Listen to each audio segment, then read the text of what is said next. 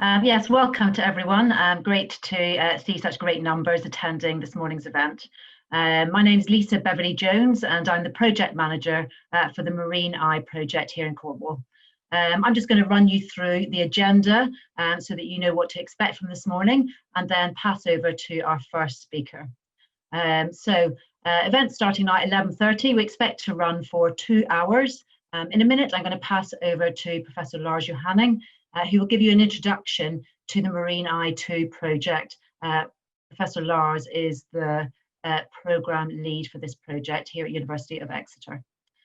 We've then got a series of guest speakers this morning. So at 12 o'clock we have Steve Jeremy talking about floating offshore wind. Steve's from Cornwall and Isles of Scilly, and he's going to take us through the Celtic Sea Alliance, the Celtic cluster, talking a little bit about UK macroeconomic reporting, supply chain reports and spatial mapping, and there'll be a 5 to 10 minute slot for questions at the end of his session. Our second session is Airbus, and we're going to have guest speakers of Hugh Kelly and David Jones from Blue Gem Wind, which is Simply Blue and Total Consortium. They're going to take us through Blue Gem Wind, Airbus and supply chain requirements. And again, there'll be a 5 to 10 minute slot for some questions at the end. We've then got a wash up and any further questions to follow. So anything that we haven't had time to cover off in questions from any of the first 2 sessions, we'll pick up in the wash up. And we've got 30 minutes allocated to that. Simon Cheeseman from the OREC Catapult and Matt Hodson from CDC, along with Professor Lars Johanning, will handle those. And we aim to close the session at 1:30. Okay, without further ado, I'll pass over to Lars Johanning to introduce the Marine Eye 2 project.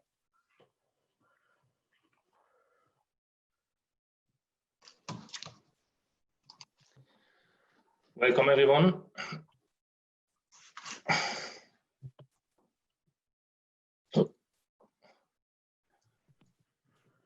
Sorry.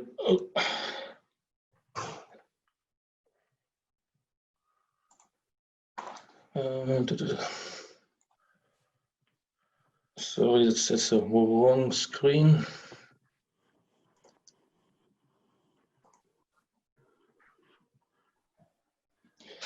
Welcome everyone. I hope you can see my screen. I welcome you all to this virtual session on floating offshore wind. My name is Lars Johanning. I'm the project lead on this program, and I will give you an overview what the Marine Eye is all about. So Marine Eye is really entering into a new phase. Marine Eye 1, phase 1 has finished in December 2019. So we're now starting with this new program, phase 2. The program overall has not changed his visions and main objectives. So Marine Eye provides still the leadership and focal point to galvanize and support business-led and market-driven research, development and innovations. We have certainly in this new program done some changes and modifications, but what is our real objective is to accelerate, the development of innovative new products there. And certainly we're looking forward working with all these businesses, you by being part of this certainly. The partnership is Exeter University is a lead. We have University of Plymouth, the Offshore Renewable Energy Catapult, the Cornwall College Group, the Cornwall Marine Network, and Cornwall Development Company. The overall funding of the project is just over £5.5 million. 1 million is part of this will be funding to companies, and we will have to generate there nearly £600,000 of match funding.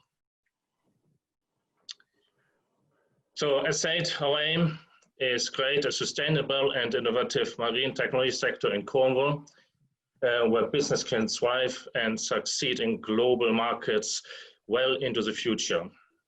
So we want to leave a legacy at the end of the project, as we have already done in Marine Eye phase 1.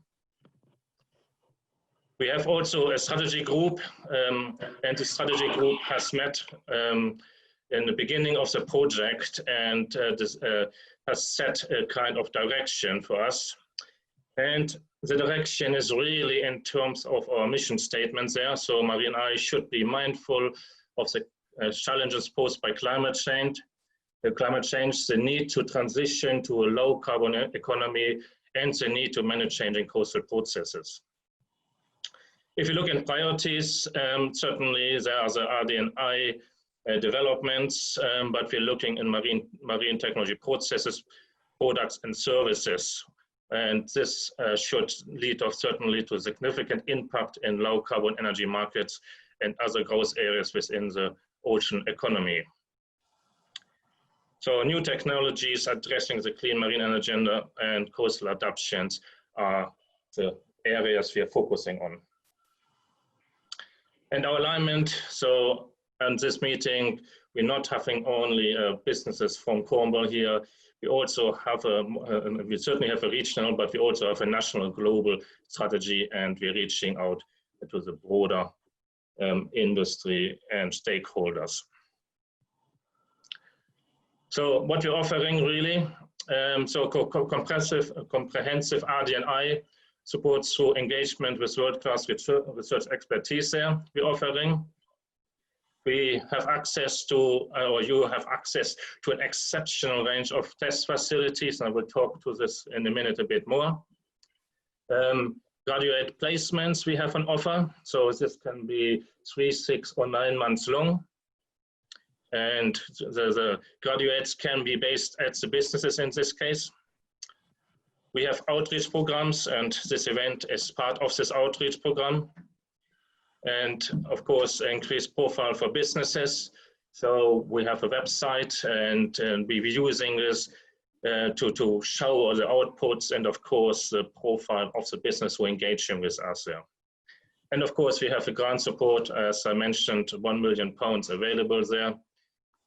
What we can offer in terms of demonstrations, RD&I. Our targets, what we have to meet. So we intending to engage with 96 businesses or enterprises. We can give 26 grants out. I said, and overall is about £1 million available there. 70 of these businesses will receive non-financial support. 8 new enterprises we intending to generate there in this particular marine sector there. I said we have to generate some match funding there. 9 businesses will receive support in terms of hopefully increasing the employment there. 30 enterprises will be cooperating with research institution, and 8 new products should be generated through this Marine Eye phase 2 project. In terms of really what we have on offer there, the key areas there, what we're focusing, as I said, some of them, not all, but marine and offshore engineering there, marine technologies, aquaculture technology is an important part, is a technology here really. As you can see there, of course, the optimization of floating platforms, and of course, this is what we're talking about there, but also in terms of O&M strategies, etc. The group, the consortium of the 6 partners have all these key areas and skills really to support this particular area of work.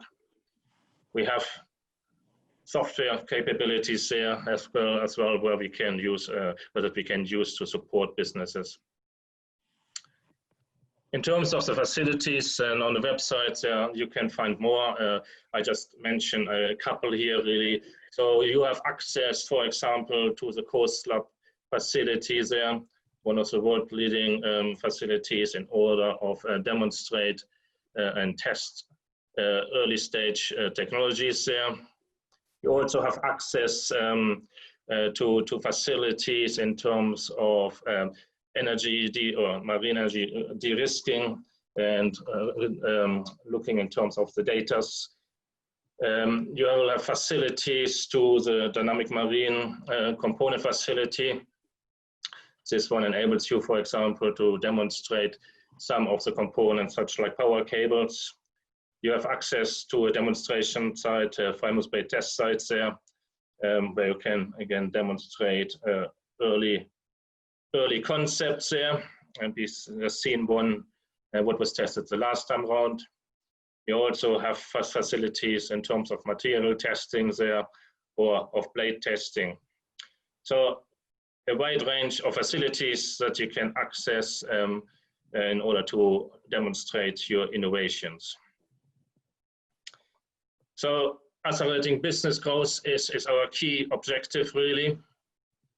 Said you have access to the RD&I expertise here, and we're intending to develop new products, I said before, but we're really looking and developing with you as many as possible there for exciting new products.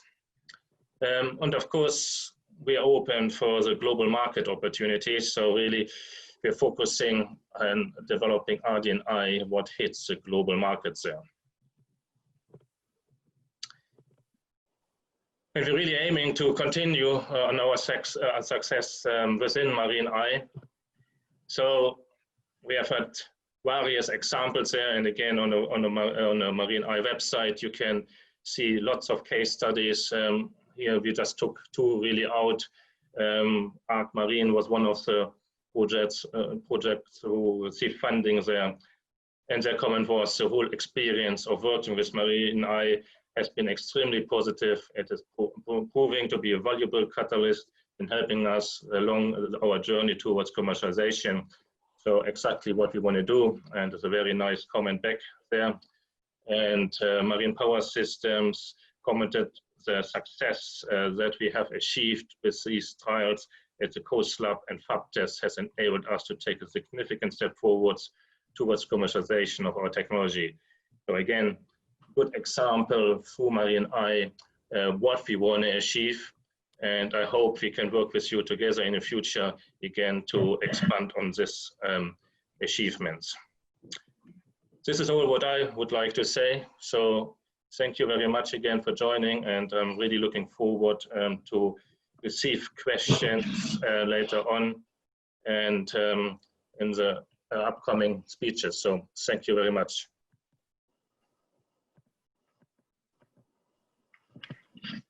Okay, thank you, Lars.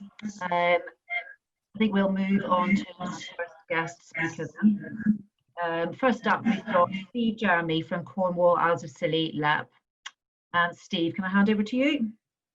Yeah, Lisa, that's for sure. Just a second, I'll get my slides up and running. Okay, Lisa, you see the slides? Yes, we can see the Fantastic. slides. Okay.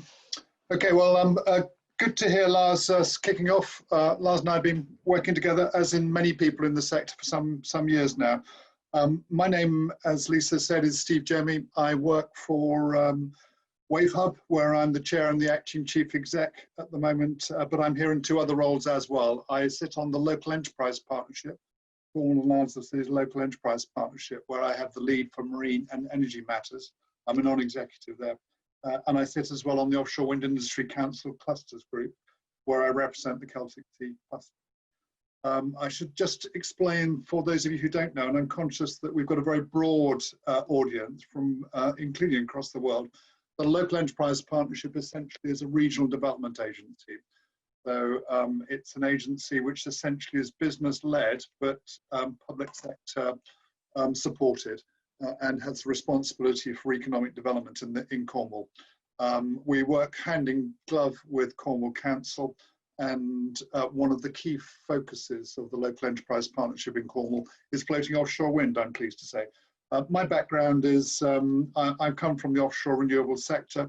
I've been working in it for over 10 years, and since early 2018, I've been leading on an initiative to develop the floating offshore wind industry in the Celtic Sea. So without further ado, I'm going to run through and bring you really up to date with this. I'm conscious that some members of the group will have heard some of this presentation before, but I make no apologies for that, because some of you will be coming new to this. You'll want to understand where we've got to in this country. So in terms of brief, here's the structure. I'll talk initially about the geopolitical context in which we sit and which the floating offshore wind industry is developing. So then move on to floating offshore wind, a bit about the offshore wind story generally, and then more specifically about floating offshore wind, and then focus specifically on what we're doing in Cornwall and indeed the broader Celtic Sea, just so that you can see where we're going.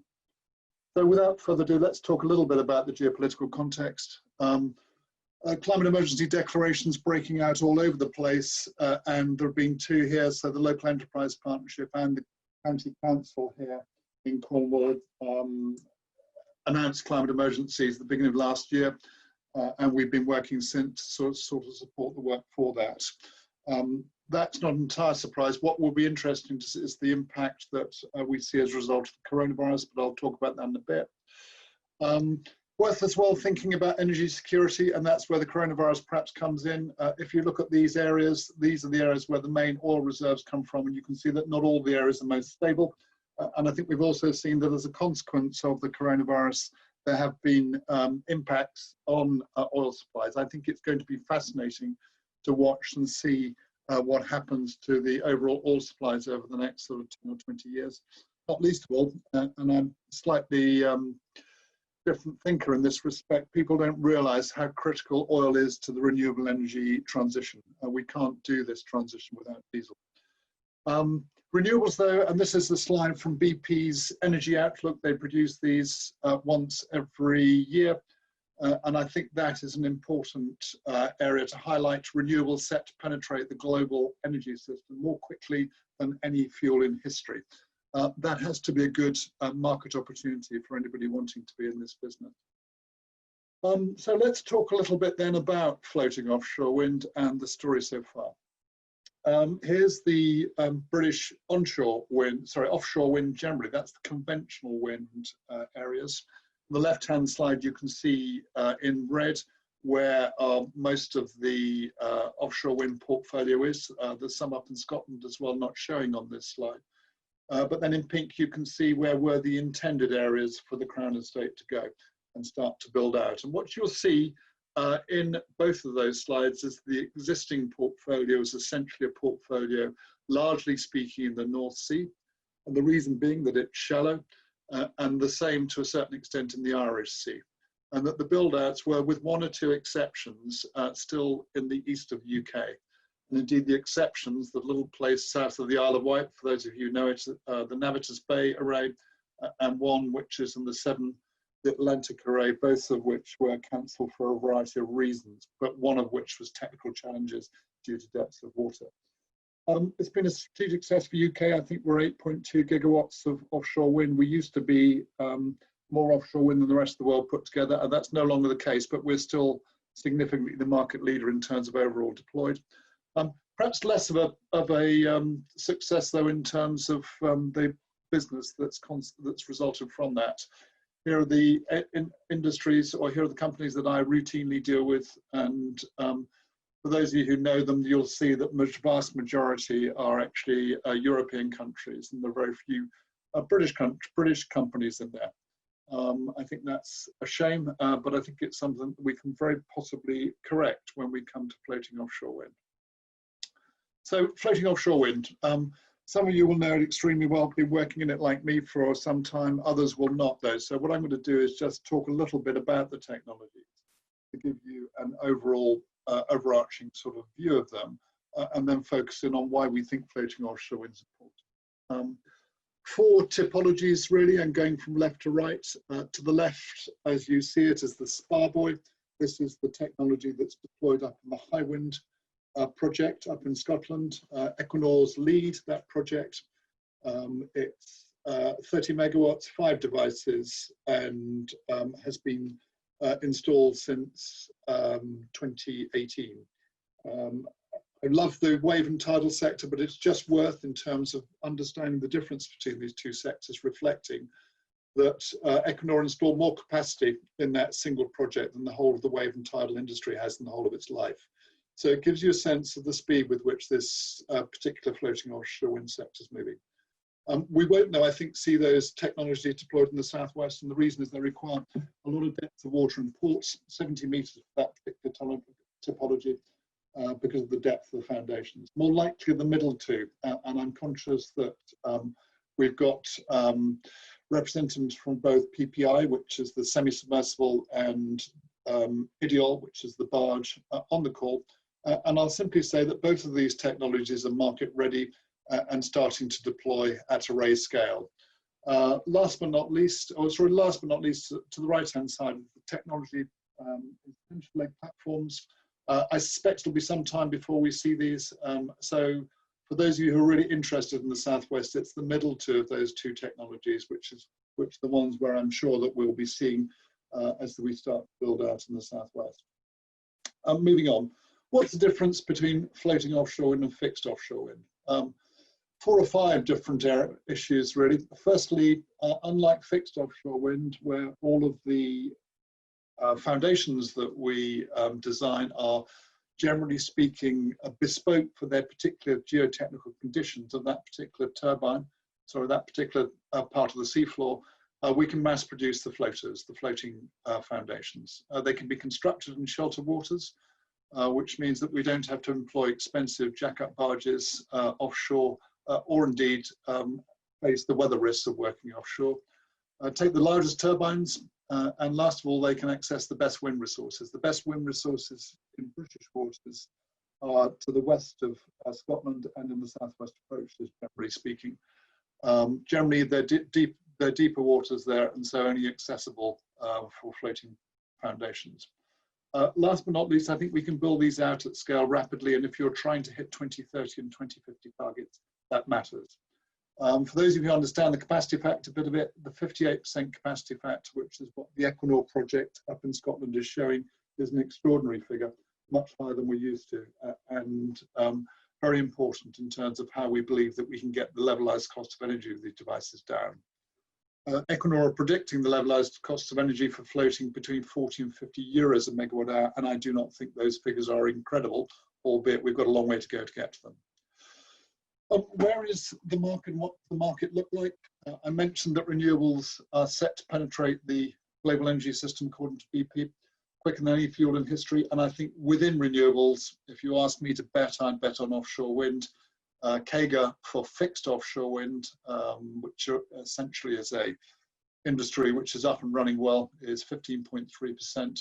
And for floating offshore wind, I've seen predictions of over 50%. Not least of all, because of course there's much more deep water out there than shallow, and so much more deep water that's accessible if we can get into floating. The two pictures at the bottom, for which I'd thank the Carbon Trust, just give you a sense of where the floating offshore wind market is. I'd say the leading area at the moment is Europe, but Asia as well. And where you see blue on those diagrams, they're 2018 diagrams, so a little bit of updating to do. But where you see blue, there is actual floating offshore wind devices deployed, and where you see green, there are intentions to deploy. So this is an industry which is moving. There are American plans as well. So this is an industry which is moving and for which there is a market, and a market that's growing quickly. So what have we been doing about this locally? Let's talk a little bit about the Cornwall Floating Offshore Wind Initiative, which really began in the spring of 2018. Where will we put floating offshore wind first? As we started to think about this, we started to realise that actually there were only 2 places in the UK that you would do this. The first is up in Scotland, and the second is in the southwest approaches, or the Celtic Sea. The Celtic Sea is the area there on the diagram between Pembroke, Cornwall, and South Ireland. And the zones are zones which I'll talk about in just a second, but which are the areas where we think we're likely to be deploying floating offshore wind turbines. Minimum depth, again, according to Carbon Trust work, is around about 60 meters, but we believe at the moment, and it's still very early days, that the sweet spot's going to be between 100 and 250 meters. So that's really from 100 metres out to the end of the continental shelf. And for those reasons, everywhere else in the UK is generally much shallower than this. So for those reasons, it is just these two areas where we'll probably deploy. We probably want to be within about 360 miles maximum of ports. And that means that for the Celtic Sea, the probable ports that we deploy from are Milford Haven and Falmouth, although there are other ports which as well could take a supporting role.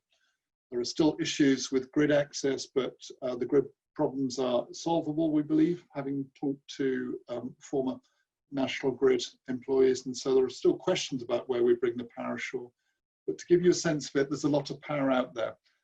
In those 4 zones or 5 zones that you can see on the screen, there's in excess of 100 gigawatts of power, which compares to an overall UK requirement of about 43 gigawatts at max power requirement. To actually develop this sector, though, we need 2 things. We need a project pipeline and we need innovation seed funding. So that's sort of revenue support to allow us to drive down the levelized cost of energy and to get to a situation where we're subsidy free. And I'll talk about both of those in a bit more detail just now.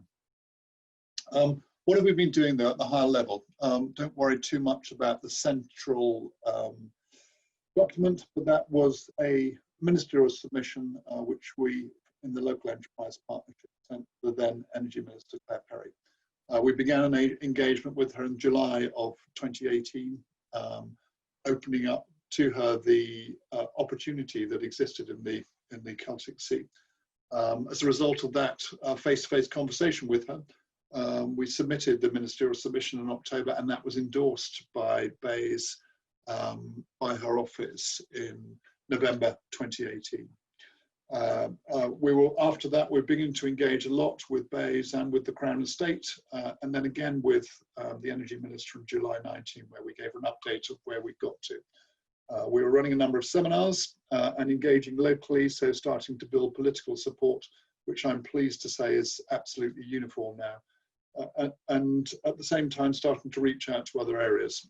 One of those, CSA, stands for the Celtic Sea Alliance, and we've begun fairly quickly reaching out to South Wales as well. So Marine Energy Wales, and then as a result of our engagement, Cornish engagement with Marine Energy Wales, we then reached out as well to Ireland, or we began talking to each other and formed what was known as the Celtic Sea Alliance. That's a political grouping between 3 nations, the Cornish, the Welsh and the Irish, with the specific aim of providing, if you like, a political support to the idea of building out the regional Celtic Sea opportunity. We also had conversations with Treasury officials in August and September, and then were invited to feed into some of the political debates on both sides of the spectrum. But I'm delighted to say that in December 20, the Conservative Party manifesto included a commitment to increase offshore wind from 30 gigawatts to 40 gigawatts and to enable floating offshore wind. So that's a real ask. Working in the sector, I think to actually get to 40 gigawatts on just conventional offshore wind could be done, but it's a big ask. So it seems to me that it makes huge sense for floating offshore wind to be part of that increase of 10 gigawatts. We've had discussions subsequently this year, input into the Marine Management Organisation's Southwest Area Plan, and we're about to input into BEIS's CFD consultation. I should just say that essentially the way that I read that CFD consultation, contract for different, is that there are within it 4 pages specifically focused on floating offshore wind, and uniquely so. So it's really clear that, to me, that BEIS appearing to be turning into policy the manifesto commitment of the Conservatives in December of last year. But there's been a lot of work going on in support, and I'm thanks particularly to the Catapult for this, the Offshore Renewable Energy Catapult, who produced in 2018 the left hand of those documents, macroeconomic document, talking about the opportunities of floating offshore wind. More recently, they completed a piece of work for the Welsh Government and the Cornish Local Enterprise Partnership, which talked about the supply chain benefits.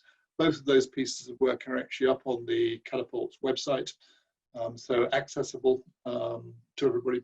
And last but not least, they've just completed a constraints mapping piece of work, or had that work commissioned and completed for them, which is where we've got those zones from and started to understand better the capacity of the Celtic Sea. So a lot of work which has been completed shows the capacity of the Celtic Sea, and also is available for us to be able to feed into that consultation and allow us to secure the revenue support that we need. Learning from revenue support and the evidence to support that to the project pipeline, we have building a project pipeline with 3 or 4 components in it. To start off with Wave Hub, which is where I'm in my day job. We're in the process of repurposing that site for floating offshore wind. It has the capacity for 30 megawatts, possibly we could possibly increase that. It will be ready, we believe, for AR4, and we're in the process of divesting that to a project developer and expect to have sold the site to a project developer by the end of this year for the purposes of building out a floating offshore wind project at 30 megawatts. You'll hear later from, very shortly, from BlueGen, so I won't say too much about that and steal their thunder. Jumping ahead onto Pembrokeshire Demonstration Zone, that's a Welsh project, but being run by Wave Hub as the project developer. Originally designed as a wave energy project, we're in the purpose of repurposing that to floating offshore wind for somewhere between 90 megawatts and 150 megawatts. We believe that will be ready for AR6 for 2025, and that will be supported by, it's being funded by Welsh Government money from both Swansea Bay City Deal and Welsh ERDF funding. And last but not least, we have in mind 2 further projects deeper out into the Celtic Sea. Trelawney 1 and Trelawney 2 will amuse the Cornish amongst you, but essentially something like 800 megawatts and supported by ERDF funding and what's called Strength in Places funding. Both of those are conceptual, if you like, but together you will see that there's a totality there which could allow us, under a business as usual scenario, to actually get to 1 gigawatt by 2030. Next slide. Okay, this is what the Wave Hub project will give you, and I've simply given this as an illustration of the amount of work involved. We're talking about something like 4 turbines. Very much depends on the project developer and the purchaser. Probably a life cycle on the lease of 25 years. The capex could be in the order of 150 million. And for those of you in the local supply chain, there's an illustration there of what sorts of monies, what sorts of inward investment that would be needed to actually deliver this. So you can see that there is an amount of money of the 150 million which will be available to the local supply chain, and an exciting start, I think. We see this very much as a stepping stone project to the bigger projects, allowing the supply chain and the industry to really get going and then develop its skills across the Celtic Sea. In slightly broader term, we're now starting to think about the Celtic Sea and the Celtic Sea cluster. The Celtic Sea cluster, I should say, is an industrial grouping as required by the Offshore Wind Sector deal.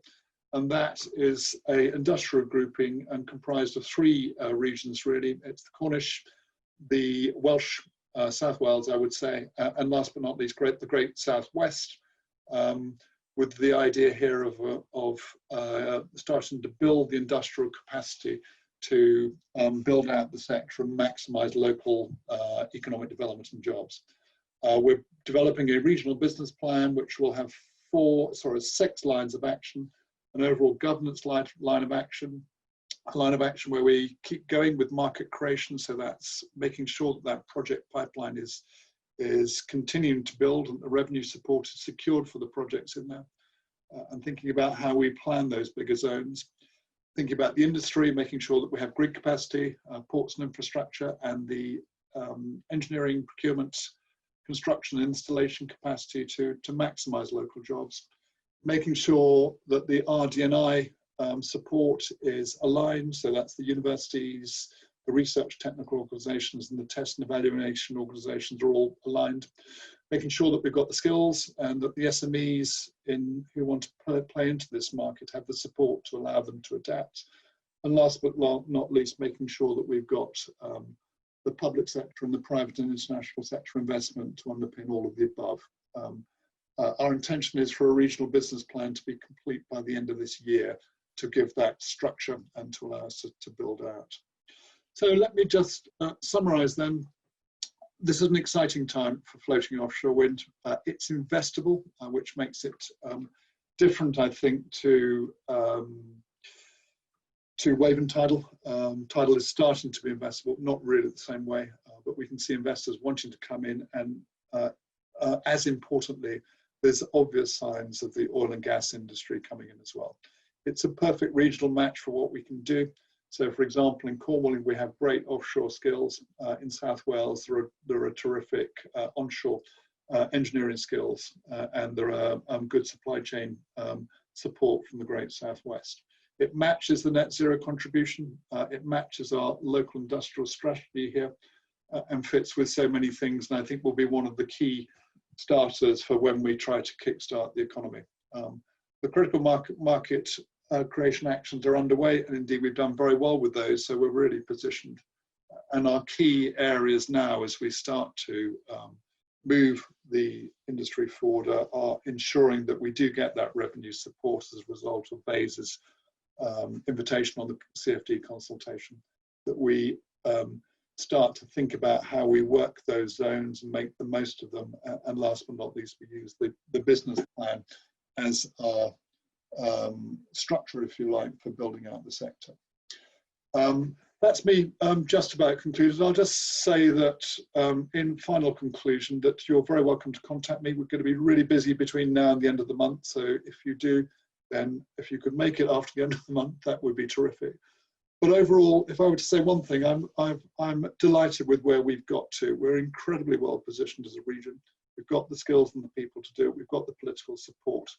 But furthermore, the timing just feels right. And having been in the offshore renewable sector for the last decade, the last 2 years have been a very interesting change of atmospherics. And it feels to me that the prospects are better than I've ever seen them in over a decade. Lisa, that's me finished. I can just look if there are any questions or potentially hand over.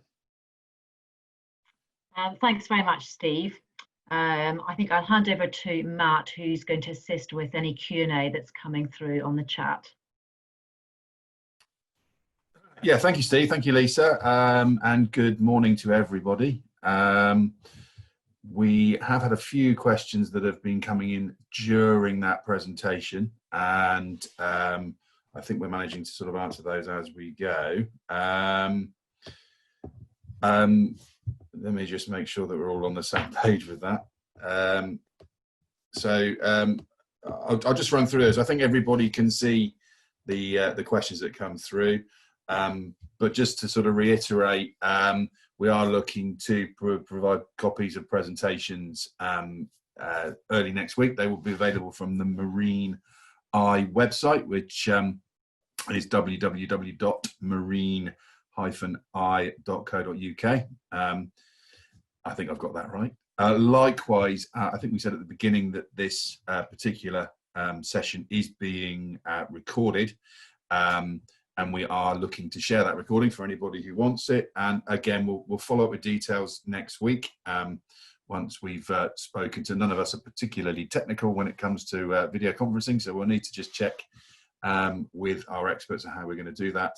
And then the third question that came through, slightly more technical, looking at the water depth range at the Wave Hub site. I think Neil has very kindly answered that one. We're looking at 51, 57 meters. Again, there's more detailed information on the Wave Hub site, which I'm more happy to send a link through.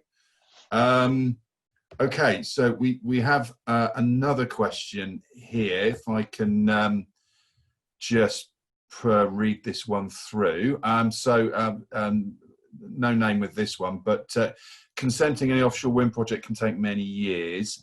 Considering the now widely accepted concept of climate emergency, how has or how will be the consenting and licensing process be changed to expedite obtaining the relevant permits to allow construction to commence quicker than the old business as usual timeframes? A very relevant question. And Steve, do you want to take a a run yeah, at that? very happy to do that. Yeah, it's a very good question, and I'm also happy, Matt. I'll take the next two questions as well, as they're both relevant to me. Cool. You're right. Our concern is that the current consenting under business as usual is 7 to 8 years. We believe that it's possible to do that more quickly. It will require a different approach, but we believe that the fact that we've got a clean sheet of paper at in the Celtic Sea, because there's no deployment as such, may allow us to think that through. One of the options, and Matt is part of this, is Pembrokeshire Demonstration Zone, where we're actually talking already to National Resources Wales about how we might do this more quickly. So I think there will be ways of doing it. I don't want to say too much at the moment because we're starting to work up consents, but to my mind, we ought to be in a position where actually we're moving as quickly as we possibly can. And rather than 7 to 8 years, to my mind, we should be looking at 4 years at the most. What should be dictating this is how quickly we can move from an engineering and a finance point of view, and aligning ourselves as quickly as possible with that. Of interest, I recently had a briefing to Cornwall Local Nature Partnership about how we might do this more quickly, and they are as open to us as we are to that. I'm pleased to say as well that when we do divest the project to an offshore project developer, that Cornwall Council have asked us to reinvest the monies in the sector. So this is something that we will be looking at. As regards the company committing itself to the Wave Hub site, I wouldn't talk about that. It's commercial in confidence, but no, we're in the middle of a divestment process, and there will be a number of interested parties, and nothing will be announced until a transaction's closed. And last but not least, ERDF funding runs through to 2023. So both Pembrokeshire Demonstration Zone and Cornwall grant applications are for monies which runs through to the end of 2023. And as far as we understand, there's no impact to Brexit on that. Yeah, thanks, Steve. Just to sort of follow up on that. Obviously, ERDF's not the only show in town. Marine I2 is an ERDF funded project, so we are keen to support where we can. So I'll agree with Steve. Brexit doesn't have an impact on that, so we'll move on. I'd like to pick up Nick Elderfield's question. For supply chain looking to engage to support the future development, what's the best way? Is the industry cluster open to supply chain engagement? Absolutely. If we're asking what is the best way, I think we've said in some of the literature surrounding this event, let's not beat around the bush. This is a once in a generation opportunity for us to develop an industrial response to an industry that has the potential to grow both indigenously in the Celtic Sea, but then also there's a global export market as well. We are from a regional economic growth perspective thoroughly committed to ensuring that it's the supply chain here has every opportunity to rise up and meet the need. In fact, I would suggest that this particular event is the starting point for that. I think the best way is to ensure that we continue to have ongoing discussions. I think it's absolutely crucial that as a region we understand where the challenges are, and I'm sure our colleagues at Blue Gem will touch on that, and come up with the answers. And then once we know what we need to do, let's overcome those hurdles one at a time to ensure that in 2025 and beyond, it is the UK supply chain that is leading the world in this particular sector. So hopefully that answers your question, Nick. Another question just cropped in here from Lewis Lack. Good morning to you, Lewis. Hope you're well. Given that primary flow topologies are focused on semi-sub and barge due to their higher TRL score, is there any support for TLPs as they need funding to raise their TRL score? Simon Cheeseman, are you? This is probably I'm here for you, I think. Yeah, morning everyone. Simon Cheeseman from the Offshore Renewable Energy Catapult. And in answer to that question there from Lewis, I think the focus on semi-sub and barge is driven by water depth and issues around there rather than TRL score. There's obviously support for TLPs, and there's a lot of work going on there. The Catapult last year launched its Floating Offshore Wind Centre of Excellence, and we'll be looking at different technologies there. So if you've got any particular issues around that, if you want to contact me separately outside of this webinar, I'll be happy to enter into a discussion. Thanks. Okay. Oh, there we go. Thanks, Lewis. Right, we've got, how are we doing for time here? I think we've got time for a couple more. You're okay. We're about 10 minutes ahead of schedule, so okay. We've still got a little bit of time. Brilliant. Okay, so I've got a message from a question from Jesse. So since lead operators and investors will not yet be apparent, will there be a mechanism for identifying key technology gaps and supporting development communication across the operators, established or prospective? I'll start that one, and then I'm going to hand that on off to Steve and Simon, if I may. I'm going to throw it out there and say that sort of projects like Marine I2 have got a key part to play in helping identify key technology gaps, particularly when we are looking at the industrialisation that we need to go through. So there are lots of questions that need to be answered in terms of balance of plant, in terms of installation, infrastructure, and operations. And oh, sorry, Philip. It's yeah, appreciate that. So Philip Strong asked this particular question from Reflex. Hi, Philip. Hope you're well. Yeah. So just coming back to my point.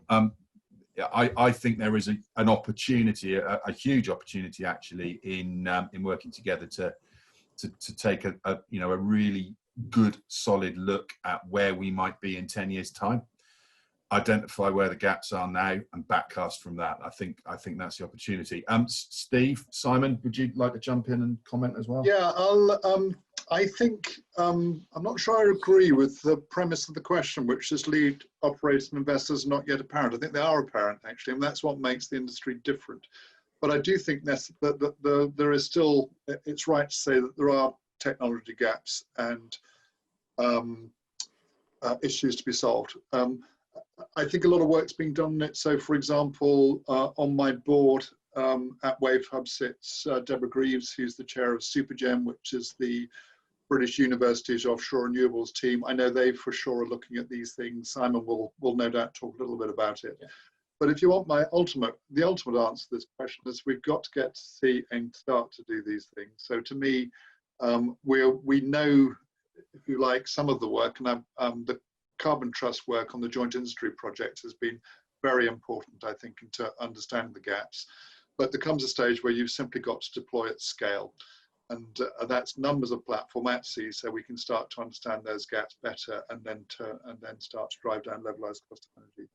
So my mind, the answer is the pipeline ultimately, albeit making sure that the R&D support that we've got, and there's a fair bit of grant funding coming into the sector as well. So the R&D support we've got is focused onto areas that the industry knows it needs to solve. Simon. Yeah, thanks very much. Hi, Philip. So the Catapult is sort of taking a national perspective on floating offshore wind and sort of managing things in Scotland and supporting activity down here in the southwest. The Offshore Wind Industry Council we're actually starting to develop the roadmaps that identify the technology gaps for floating offshore wind on behalf of the Offshore Wind Industry Council. And they will be sort of publicised fairly soon. But I think there's two issues. I think there's also a regional issue that if you look at deployment down here in the southwest, then there are regional features, regional supply chain issues that mean there are slight nuances within those technology gaps, particularly around operations and maintenance. And I think that's where the regional focus is really, really important, and the need to sort of galvanise the supply chain in the southwest and Wales to really start to home in on those particular issues and advise operators and investors in terms of what's the best way to deploy these very, very large systems. So there's stuff going on at a national level that will be publicised in due course, and the recommendation is get involved at the regional level as well to help inform that discussion. Do you want to have a go at the next one, Matt? There's questions. Yeah, absolutely. I'm assuming everyone can see these questions, so if I just run through them. So from Tom James, hi Tom, how are you? I understand that much of the technology currently used in floating offshore wind is adapted from oil and gas, for example, semi-sub platforms, cables. Could you comment on current work being done in development to optimise for floating wind and reduce capex and maintenance needs? Yeah, I think I'd just gently challenge the premise of the question, which is that everything's adapted from oil and gas. I think that's true, but only in part. Because the other area of there are two other areas of adaptation. The first is from conventional offshore wind, and clearly everything above the water. But also, I think from the wave and tidal sector, not least of all some of the anchoring technologies. So I think we're coming from three areas. And I think there's been a lot of work done, but ultimately, and I think anchoring is going to be really important to understand how we do that. There's a very significant difference in doing anchoring a single large FPSO or similar in an oil and gas situation versus the amount of anchors required to support a 500 megawatt floating offshore wind deployment, which could be somewhere in the order of 150 anchors. And I think it's that difference in probably slightly smaller technologies, we may or may not know that, but actually undertaking a season or a deployment of something which could be between 150 and 300 anchors to support a 500 megawatt wind farm over 2 seasons. I think nobody really knows how to do that. And again, we can do a lot of work, but ultimately I think it's getting out at sea and installing, which is going to be the way that we're going to solve a lot of these problems, or understand a lot of these problems, I should say. Yeah, I'd agree with that. I think if you want to sort of look at what is the key difference between oil and gas and floating offshore wind, or where floating offshore wind needs to be, by 2030, it's a bespoke specialist engineering project versus serial production and the ability to produce energy at a price. I suspect that our colleagues at Blue Gem will touch at that, so I'll move on. I know that. Okay, I know that. So I'm looking at the chat here. I'm multitasking, so therefore I'm running at about 20% efficiency. I understand that not all of the audience can see all of the questions, so during the next presentation I will try and resolve that. But in the meantime, I will read them out and try and answer them at the same time. So we've got a few minutes left. Lisa, is that all right? We've got a few more we could deal with. Yes, another 5 minutes, and then I think we'll move on. All right. So Sean Finley asks, who carried out the constraints mapping that Steve referred to in his presentation? Is it a statutory planning guideline? Our colleagues at the Catapult actually commissioned that, and it was, has been used to help support responses to the Southwest Marine Plan. It is not a statutory planning guideline. It is a document which helps us identify where exploitable areas are. Just going to pick up Adam Tucker's question around what considerations are being made to future O&M. For example, are flow foundations being developed to be capable of being towed to port for O&M to reduce offshore working? Is supply chain, are third parties being engaged for this, or are these being looked at internally only? How can we best engage to share experiences from fixed bottom projects?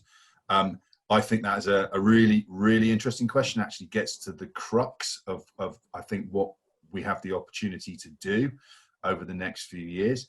If I may, I think if we get through the Blue Gem presentation, Adam, I suspect that might give some context that we can use in the later session. So if we can hold that question off, I think we'd like to come back to it. If we don't, please flag it up and we make sure we do. We've got quite a few questions coming through on the chat.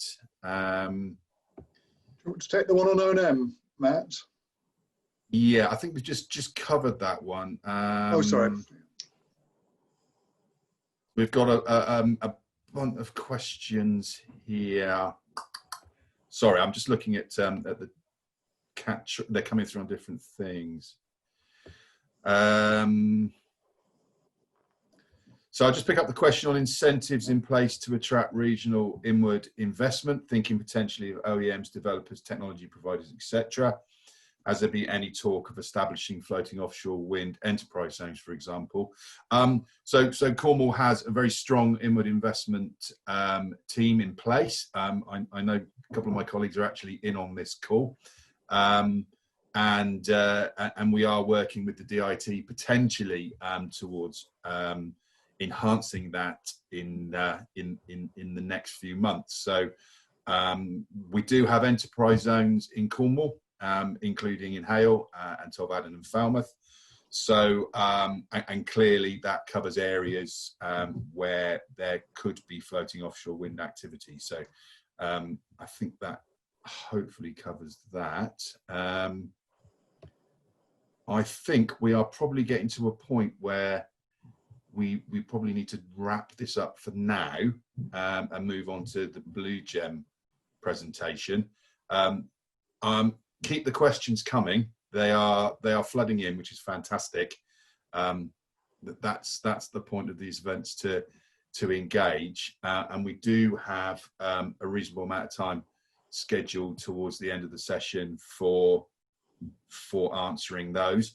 Anything we can't answer today or we don't get to today, we do have copies of these, and we will follow up with responses, and potentially there's always the opportunity for follow-up discussions to cover off certain areas. So if I could just ask Steve and Simon just to sort of close off this session for now, and then Lisa, it'll be back to you. Yeah, sure. No, I'll be very quick and just say I think it's an incredibly exciting time. We have almost all of the capabilities we need, not necessarily at the right scale. But there was one of the questions asked, I think, was about supply chain. I just wanted to reinforce that as we develop the business plan for the region, we absolutely do intend to actually reach out to the supply chain and engage the supply chain fully within this, because we're absolutely determined to actually maximize the economic and jobs opportunities. It's worth bearing in mind the offshore wind sector still asks for 60% British content in future offshore wind, and we've got no better place to start to think about how we might do that than the Celtic Sea. And then just from me, just to say that the offshore renewable energy catapult is operating both in the north through our headquarters in Glasgow and our operations in Aberdeen, and also down here in the southwest through the Cornwall office that I run, and also our Marine Energy Engineering Centre of Excellence in Pembrokeshire in Wales. Okay, thanks.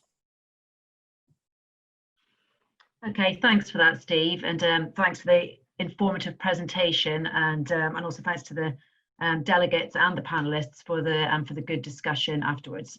It's great to see these web events working well with participation from the audience too. Okay, I think we're ready to move on to our second guest speaker today. We have Hugh Kelly, and following that, David Jones from Blue Gem. I hand over to you, Hugh. Thank you very much, Lisa. Let me just share my screen.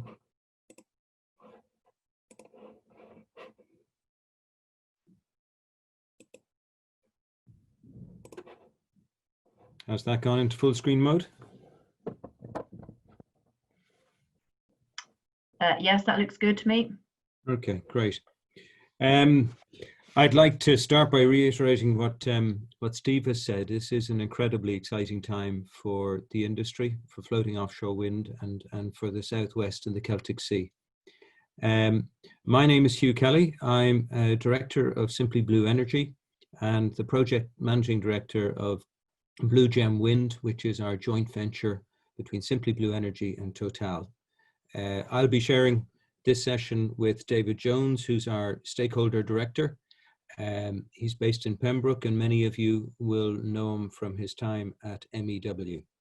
I think in the audience we also have Christoph Harwood, who's our director of policy and strategy. I'm not sure whether under Zoom he can contribute if there are questions later, but he's in the background also. The opening image is a striking one. It's a picture of one of Principal Power's floating platforms with the 2 megawatt turbine being towed out to sea. And hopefully our intention is, and our hope is, that we'll be seeing many of these being towed out into the Celtic Sea in the years to come. It's worth keeping in mind that that's only a 2 megawatt turbine. We, as Steve said, are now talking about 10 to 15 megawatt turbines. The scale is truly phenomenal. So I thought it might be worth just giving you a little bit of background on Simply Blue Energy. For those of you who don't know us, forgive me for those who have heard some or large parts of this story before. Simply Blue Energy was a company that I and Sam Roach Perks founded in 2011. We are old college friends, engineers who studied together in the last century. And he's a property developer. I was in international business, and in 2011, we decided that we wanted to do something together that would make a difference, something that we'd be proud of on our headstones. And so we founded Simply Blue Energy and began beavering away on the opportunities in the Southwest, particularly around wave energy. We're now, I noticed as I was doing these slides, we're now 15 people. A month ago we were 12, and we expect to be more again by the end of it next month. So very exciting time for us, with offices now, not just in Ireland, but also in Cornwall, Pembroke and Edinburgh. And we, as I said, we initially started with a focus on wave. That brought us over to Cornwall and to Wave Hub. And it was there that we began to understand more fully the opportunities that the Southwest presented. And in 2018, while retaining our interest in wave, we switched our shorter term focus to the opportunities in offshore wind. I believe Ben Gowers may be on the call. Amongst others, many of you will recognize him as an early champion of floating offshore wind, and indeed the opportunities for the Southwest. Early on, we established a close relationship with Principal Power. We had identified that they had one of the more advanced floating, semi-sub floating platform technologies. There are many others being developed. Ideal has been referred to earlier on by Steve, and I'm absolutely certain that in a number of years' time, we'll see many different types of floating platforms commercialized and on the market. We've also established a close relationship with Core Power on the wave side. We see wave as still having significant potential, but just a little bit later. And we also have an aquaculture division, staying consistent with our theme to be blue economy developers. And our aquaculture division is led by SBE Director and Director of Policy and Strategy, Christoph Harwood, who I mentioned earlier. Now, the next image is one that everybody on this call is going to be very familiar with, and I only put it up just as a contextual image. This is our hunting ground. This is the opportunity we see. This is the Saudi Arabia of floating offshore wind that we perceive. Christoph likes to liken it to looking out from Aberdeen in 1965 at the opportunity in the North Sea. But this time the opportunity, just as big, is in renewables and in floating offshore wind. We, in addition to the report that Steve mentioned, we also commissioned a study into the opportunity in the Celtic Sea. We commissioned ITPE to try and quantify for us what they saw as the opportunity for floating offshore wind in the Celtic Sea. This was the conclusion of their study. Now, obviously all of this can't be realized. That would simply not be practical or realistic. But if we were to take a figure of 10 to 20%, you can see that the estimate is anywhere from 15 to 50 gigawatts, consistent with what Steve mentioned earlier on. So the opportunity is very, very significant. It is truly significant for the Southwest, and very, very exciting. So the potential for offshore wind is well recognised. We know about Scotland. It's received most of the airtime to date. And as Steve mentioned, largely with fixed offshore wind. And fixed offshore wind is mostly a Scottish and a North Sea story. But floating is really what offers the potential at Southwest, as that report highlights. But here's the challenge, and this is the challenge we see. How can we develop this huge opportunity by making sure the Southwest enjoys the benefits? So this goes straight to the heart of the questions that were being asked earlier about supply chain. We've aligned with and worked closely with industry throughout the development of our projects, which have been going on for some time, although we've clearly only gone public more recently. We've been delighted to work closely with ORE Catapult, with Steve and the Cornish LEP, with Claire Perry and the Floating Wind Task Force, with our UK, and of course with the Crown Estate and BEIS and the Welsh Government and NRW. And we were involved in the instigation of the Celtic Sea Alliance, and we're working with the Celtic Sea Cluster. And the answer to securing the benefit for the Southwest is the stepping stone strategy, in our opinion. It's one that we've pushed, and we've enjoyed the support of Steve and all of the other players in this, that we need to develop in stepping stones so that the supply chain can develop in parallel and keep up. So our first project that we want to contribute to that stepping stone is our 96 megawatt Erebus demonstration project, which I'll say a little bit more about a couple of slides on. We have ambitions to build another one after that, a larger project, still perhaps regarded as pre-commercial. And we're confident that if we don't, that after that there will be commercial projects developed, more commercial projects, and that the industry will be humming. And the benefits won't only be local. The Celtic Sea can obviously play a big role in developing net zero, something that, as was mentioned earlier, is perhaps now and rightfully higher up our priorities list after our COVID wake-up call. Such urgent problems we can't continue to ignore them at our peril. So in summary, we see the 2020s as the opportunity to build a supply chain and scale in the Celtic Sea, so that in the 2030s, we can build out capacity. So I'm now the project managing director of Blue Gem Wind. That's my job. Blue Gem is the joint venture between Simply Blue Energy and Total New Technologies. It was really difficult to keep this a secret. I was so relieved when the 4th of March came around, and then I was told that we had to wait another 2 weeks. It was incredibly difficult to keep in. It's very exciting for us. We're delighted to have Total as a partner. They're a super partner. We're working really well together, and they've made a great commitment to the Celtic Sea and to our vision for the Blue Gem Wind portfolio. As I've mentioned, Project Erebus is in the public domain now, and I'm happy to answer questions on that, and I'm sure there will be many as after the session.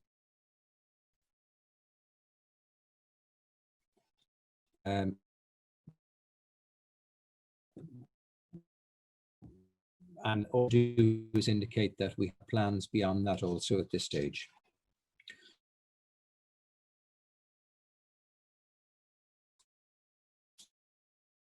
I've had a note up saying my internet connection is unstable, so after the Explorer ship that was by my name, I got a Christmas present in 2018. I think it was the site is located about 45 kilometers from Pembroke.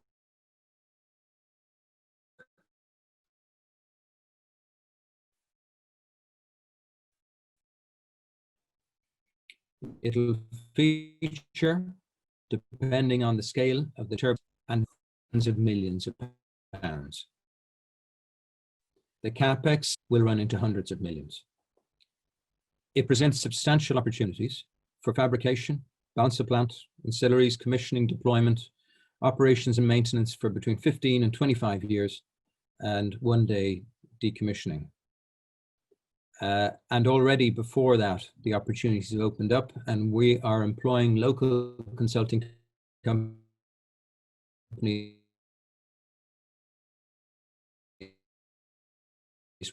who are working with the pre-front-end engineering design phase of the project. As a project, we're very committed to this local supply chain, and in a moment I'm going to hand over to Dave, who's going to talk a little bit more about that.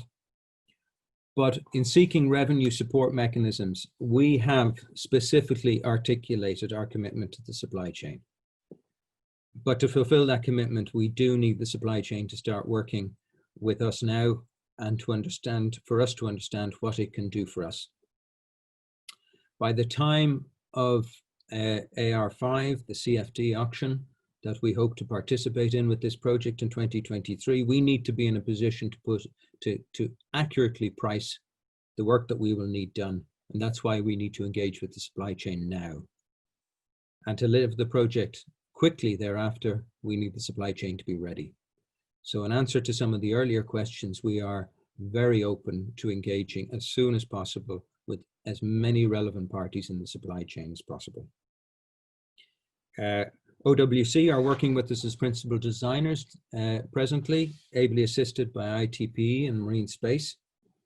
To give you a little bit of insight into some of the other work we're doing at the moment, HIDEF, who I believe are on the call as well, began our bird and marine mammal surveys last October 19, and we are about to award the tenders for both our wind and oceanographic survey campaigns and our geophysical survey campaigns, which are both very substantial pieces of work and will continue for some time. I'm going to use this slide as my handover now to Dave. It's just a picture of one of the PPI, Principal Power wind float platforms, to give you some idea of scale and how exciting this opportunity is. Dave, over to you. Thank you, Hugh. Good afternoon, everyone. I'm going to take you through the next few slides. What I may do is switch off my video, which may save on some bandwidth. So I'll try that first and take you through the remaining few slides.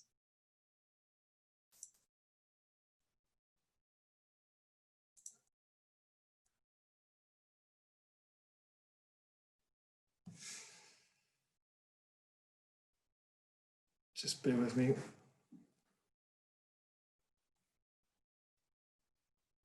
I've got a slight delay on my slide. It's skipping through there. Just bear with me for a second while my computer catches up. While enjoying the challenges of online webinars. I'm going to throw a caveat in here actually before I begin. One in capital letters actually. This is my second week of joining the company. Incredibly excited to be involved in a project like this and the projects that will follow on.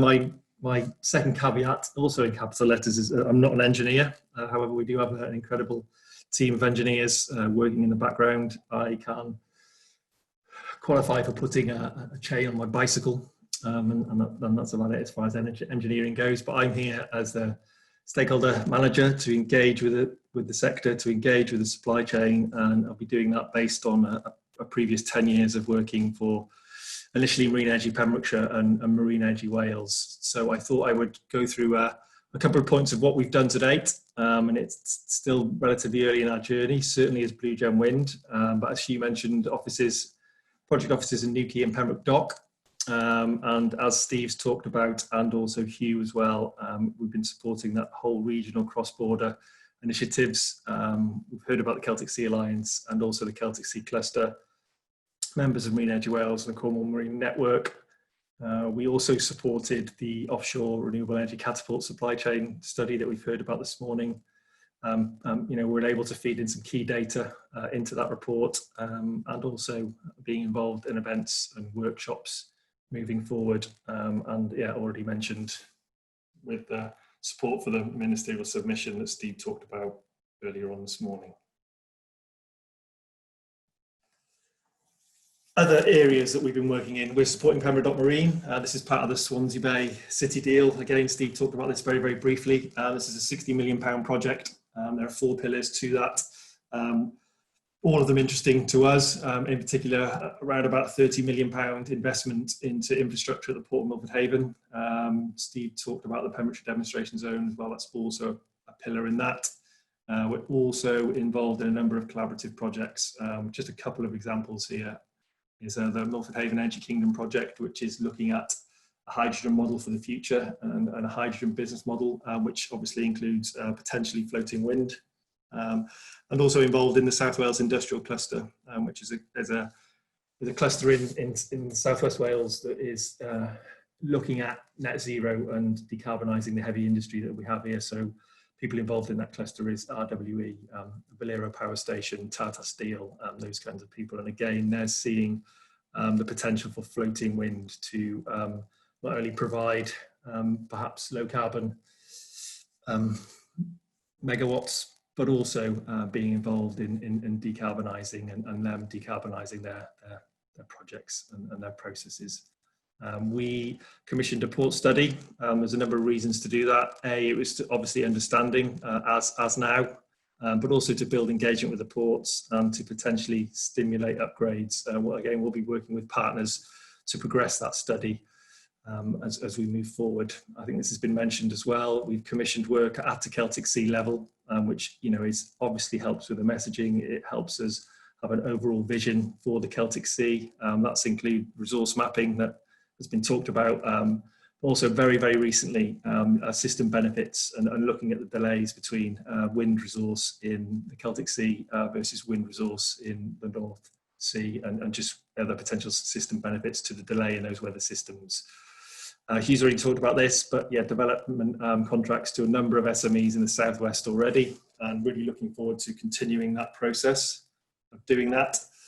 I'm going to spend the next few minutes just talking about a development agency workshop that we held with the Welsh Government recently, but also the Cornwall LEP, Cornwall Development Council, the Catapult and Pembrokeshire County Council. Some of the areas that we talked about and some of the areas that came from the Catapult slides, is project development. We already have strong areas and strengths in this region across the Southwest, where project development, surveys, engineering design, where there is limited or no investment required, and where there are highly exportable skills. We're keen to engage and see where we can progress with, particularly around the strengths that we already have. We talked about manufacturing, and there's a couple of elements of that. There's the components. There's a range of components that go into wind float. They can be manufactured around the world and assembled in local locations. And this means that local companies, particularly with the stepping stone ethos, do have a chance to develop their skills and build those up as the projects get larger. We obviously need a more granular understanding of which components have the greatest potential for local production. And again, some of the actions that came out of the development workshop that we had is, working with OREC and the Celtic cluster team to just understand about the components, the manufacturing and the opportunities. We also talked about fabrication, again, another manufacturing opportunity. And the strategy to this is, there's a couple of options, obviously. We're looking, do you look at a single port or do you look at a decentralized model? And we believe the decentralized model would allow the Celtic cluster region to contribute more supply chain without having to go, in inverted commas, all out on infrastructure investment. So there's again, we will be working through all of these as we go. And again, it's really important for us to work through it with the key development partners in the Celtic Sea. We talked about assembly. Obviously, securing assembly content is going to be really highly dependent on available infrastructure. Whilst the Simply Blue Energy port study is very helpful, it helps us identify options for assembly in the region. Again, it's worked really nicely, I think, with the Catapult study as well. But what it has identified is that there needs to be investment in the ports, if we're going to capture the biggest benefits we possibly could. But we also realise that, for the supply chain and for ports to be comfortable in making these required investments, we need a portfolio and we need a pipeline of projects. We also talked about deployment. I know that was one of the questions that came up previously. To date, the platforms They can be dry towed or wet towed long distances, and there is the possibility that some of these platforms could be towed into the Celtic Sea ports from outside of the region. We're going to need initially 8 platforms required for Erebus. So it may or may not be the case that all of the work will be carried out in one area. So again, there's opportunities for ports to collaborate and work together to maximise the opportunity that we have for this. And obviously, if the cluster region is successful in securing assembly work, then it would make sense that the deployment could follow. There's opportunities around mooring lines, chains, anchors and piles, which are significant. And also, we talked about deployment and operations and maintenance. Floating wind will bring significant opportunities. You could argue that O&M is likely to be one of the easiest supply chain opportunities to secure in the regions. We are in the Celtic Sea, we are in close proximity to the projects. And again, that's a real opportunity for us. So again, we see this as an area where we need to work together moving forward. Really, really important. And I'm hoping my slides are running in tandem. I'm getting a slight delay on my screen.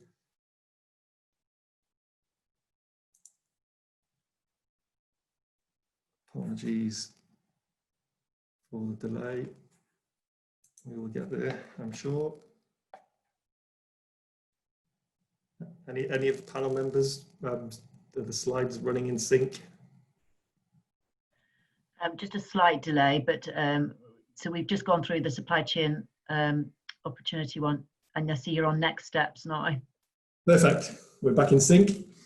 So for us as a company, we've talked about the Celtic Sea Cluster, we've talked about the Celtic Sea Alliance. It's really, really important for us. And we've mentioned this already, the UK content and the ambition to get to 60% before 2030. We do realise as supply chain, we need to see a development pathway. We need to see a pipeline of projects. We are hoping Erebus is just the beginning. So we will be developing and continuing our stakeholder engagement, developing a credible supply chain plan. But again, I can't say this enough, collaboration is really important to maximising the supply chain opportunities right across the region and right throughout the Celtic Sea. But we do need a route to market. I know Steve talked about the CFD earlier on. We do need a Celtic Sea leasing round if we're going to unlock some of the larger projects coming down the line. But again, and this is where the supply chain will play an important part in this, we need, if there is a route to market, we feel like there's one coming, then we need to collaborate on securing the CFD and securing the CFD at a competitive price. And I believe that is that. So thank you very much for listening. Apologies about the slight delay. I was completely losing the slides on my screen. I'm not sure it was like on your screen, but yeah, happy to take some questions. Again, just with a nod to the caveat, I've been in my role for 2 weeks now, but I do realise that Christoph and Hugh are also on the line. Thank you. No problem. Thank you very much, Hugh and Dave there. And I think I'll pass back to Matt and Simon, who again are now fully versed on the Q&A chat function to assist us with any questions that are coming forward. Yeah, thanks, Lisa. And thank you, Hugh, and thank you, David, for the presentation. And I know you're around for some questions. My understanding is we can see, I think we, the panelists, can see all of the questions, but I'm not sure that the delegates can see the questions we're being asked until they've been answered. I think that's how it is. So we will read them out in a traditional manner. We'll get good at this Zoom stuff by the time we all emerge from our caves in 2023. So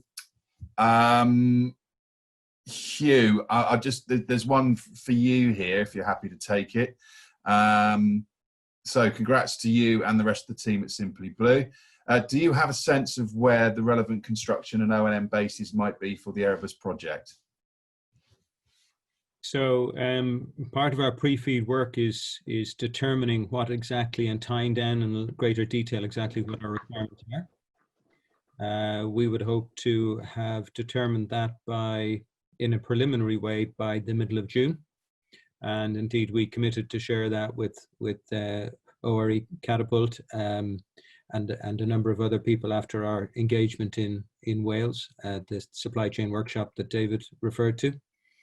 I think that people need to be aware of the scale of these devices and the opportunity, if I could put it as an opportunity, not as a problem. That means that whatever our solution will be, it'll be a multi-port solution. There's lots of parts, lots of moving parts to these. They're huge. Different things happen at different speeds. For example, construction and assembly takes longer than deployment. So unless you want vessels that are there to deploy hanging around idle, you've got to, come up with, you've got to try and come up with solutions to address that. So this will be a multi-port solution with multiple opportunities. Thanks, Hugh. And would it be fair to say, I suspect that that maybe when you get to this point in June, that maybe there will be some more questions to answer, and clearly that's the challenge for the region is to pull together to work out how we best answer those questions, within the time frame that you guys and potentially other developers will be working to. Sure. There was a reference there to a port study that we did. We looked at 4 ports initially, Falmouth, Milford Haven, Port Talbot, and we also looked at Cork. We shared those port studies with the relevant ports because we need to give them sight on what we need them to do and in what way we need them to scale up and what's it going to look like in with as much notice as possible. Sure. It's fair to say there's no port at the moment that could do it all. No. There is much work to be done, and different work in different ports. And just picking up on one of the other questions which we received, which references that port study, an anonymous NT interested to know when that might be available. I don't want to put words in your mouth, but I'm guessing that's commercial in confidence and is an internal report for your own needs. Yeah, it is. I'd love to know who asked. Okay, so I'll put it anonymous attendee. If you're feeling brave, let us know who you are, and we'll share. We'll put you in contact with you and David and Christoph. Okay. The Catapult supply chain study also mentions ports, but that's just a referral to capabilities at the moment. Just Matt, on the supply chain study, and I'm sure Christoph will come in here. We did share it back with the ports and gave them, another opportunity to feed in, and shared non-confidential parts of it with the development agencies as well. As we talked about before, collaboration's key. It's a word I've used for a number of times over the last decade, and it really is true at the moment. Okay, I'll just pick up this last question, and then just so nobody gets bored with hearing my drony voice too much, I'll hand off to Simon for a couple. This is from Michael Hook, who's actually been quite specific around current engagement that they've got with you. But if I can generalise it, I think the question is, do members of the supply chain who could provide input into the design stage, should they be opening dialogue with OWC directly, or are you still talking to Dave in the first instance? No, it's a great question. Please open dialogue with us and with OWC. The worst result we could have is that somebody slips through and that they haven't been included on a tender list. We must avoid that. Perfect. Thanks, Hugh. Simon, do you want to take a view? Yep. Thanks very much, Matt. Next question on the list is from Patrick. Thanks very much, Patrick, and asks about the role that we see in terms of robotics and autonomy industries. How can they play a part in flow projects, specifically in regards to O&M? I'll answer that initially from a Catapult perspective, and then I can hand off to Blue Gen Wind if they want to pick up that. We're looking very seriously at how autonomous systems can play a part, certainly at the moment in fixed bottom offshore wind, and that naturally then feeds into floating offshore wind. With the the sort of technology being a different order of magnitude in terms of sort of accessibility and things like that. We've actually got a report coming out in the next couple of months on this very issue of support of robotic systems, particularly autonomous surface vessels and unmanned surface vessels supporting offshore wind. So, we do see, personally within the Catapult, we see a future role for autonomous systems, very much so. But I'll hand over to anyone from Blue Gem who wants to sort of pick up on that point. I'll jump in because I think the other two won't want to. I can't add anything to that answer for the moment, I'm afraid, Simon. We haven't given it a huge amount of consideration at this point.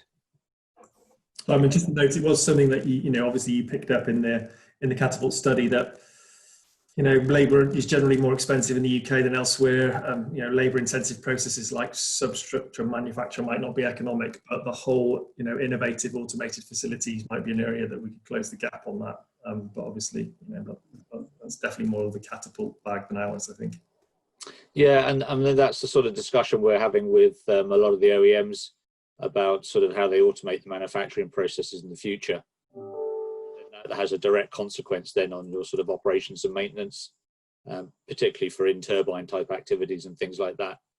And the general feeling at the moment is that for the turbine manufacturers is about more commissioning onshore than offshore, and less sort of human intervention offshore in the future is the general sort of trend. But that's quite a long way in the future. Okay, one from Jess to Hugh.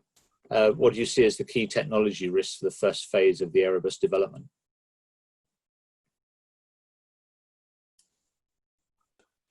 I'm not sure that we see specific technology risks.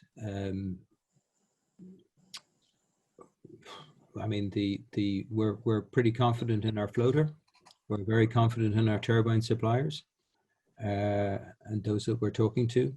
In terms of cabling, obviously we need to take account of geophysical and geotechnical features, but that's all within the capabilities that exist already. We would be pretty bullish about the technology. We do have an ambition to push the envelope in terms of using a larger turbine, and that's part of our test and demonstration commitment to the Crown Estate under this leasing.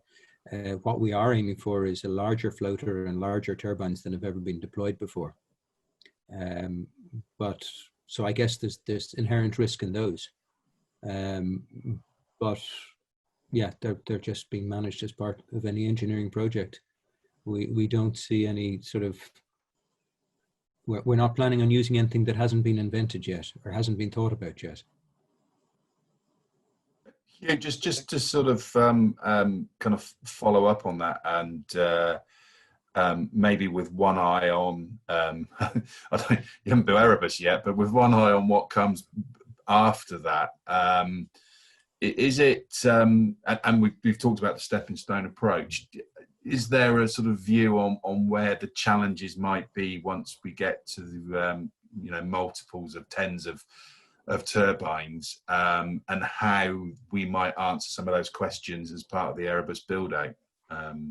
Yeah, I think as I think a little bit more about the question, I suppose, and it goes back to one we've already addressed, one of the big challenges is undoubtedly the ports. And it's the scale of these devices. The nacelle on top of a 12 megawatt turbine is 600 plus tons. There's only so many cranes can lift that at the moment. There's only so many docksides that can hold that weight. You're talking about servicing a floating platform. That means it's moving. Fixed bottom, it's very helpful. It's not moving. The floater is. Even if it's brought into shallow water, there's considerations there. So those are probably the technical aspects that we're spending the most time on at the moment. And they will only increase in number, obviously, as you said, as Matt, as the industry gets bigger. One day, Principal Power would like to see a wind float going out every 2 weeks. Yeah, I'm just going to pick up on ports because whilst we've been asking the last few questions, Peter Crone, who's on this call, hi Peter, thanks for engaging, who was involved in the original development of Atlantic Array, has where they did a comprehensive port study, which happy to share with us. So thank you, Peter. He indicated he's happy for me to put that out to everybody. So thank you very much for that. I just thought I'd put that one in now. Simon, do you want to take the next one? Yeah, my questions seem to be flipping about a little bit, but the next one I can see is from Corinne, who asks about what solutions are being put in place to ensure that there are enough UK fabrication supplies available to meet the demand for foundations. And I suppose from our perspective, this is one of the issues that we're looking at, and one of the reasons that we're starting to have these discussions is to start to look at these sort of issues and understand what is the UK supply chain critical mass capable of achieving. But I'll hand over to someone from Blue Gem if they want to pick up on that. Christoph, would you like to answer that?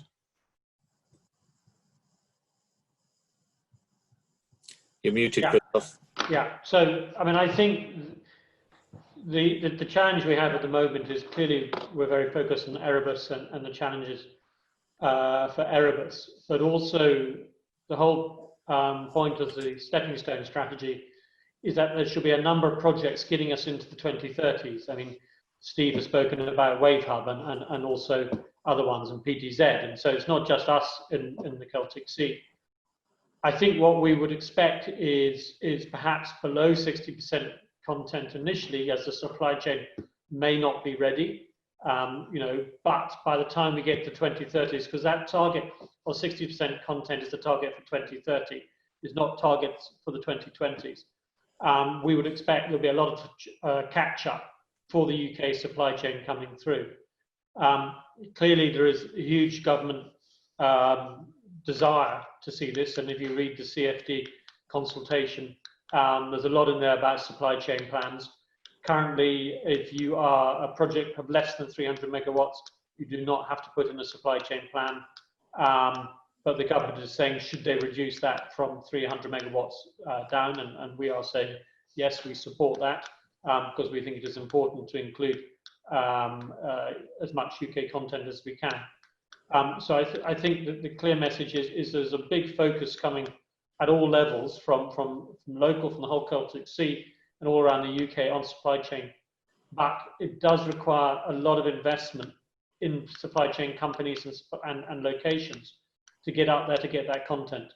And the thing that always slightly staggers me is the lead time to get things done. Talking to one of the ports the other day, they're saying it's 2 years to get planning permission to start investing in new facilities in their docks.